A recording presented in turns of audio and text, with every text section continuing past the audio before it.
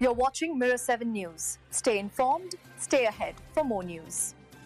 Former President Donald Trump has once again made headlines, this time by urging Republican leaders to take what he calls the nuclear option, ending the Senate filibuster, to break the ongoing government shutdown, which has now stretched into its fourth week. In a late-night post on Truth Social, Trump passionately called on the GOP to act decisively, saying, "Get rid of the filibuster and get rid of it now." He argued that doing so would immediately resolve the funding deadlock that has paralyzed Washington for weeks. The message followed his recent return from an Asia trip, during which he said the issue of the shutdown came up repeatedly. Trump claimed that Democrats were to blame for the government closure and questioned why Republicans were allowing it to continue. He praised Senate Majority Leader John Thune and House Speaker Mike Johnson for their leadership during the crisis, but accused Democrats of what he described as Trump derangement syndrome. According to Trump, the opposition is pushing for trillions in spending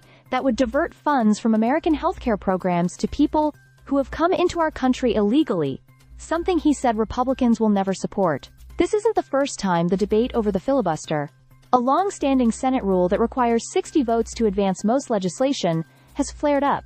Trump reminded his followers that Democrats had once tried to end it during the Biden administration, but were blocked by then-Senators Joe Manchin and Kyrsten Sinema, both of whom have since left the Democratic Party. He pointed out that if Democrats were in power now, they would do it on their first day. The former president framed his proposal as a way for Republicans to play their Trump card and push through their legislative goals without obstruction. He also linked the idea back to former Senate Majority Leader Harry Reid's 2013 move, which eliminated the 60-vote threshold for most executive and judicial nominations, a precedent Trump suggested could now be expanded. As the shutdown continues, both parties are locked in a blame game, with Democrats accusing Trump and Republicans of political brinkmanship, while the GOP insists it's fighting reckless spending and misplaced priorities.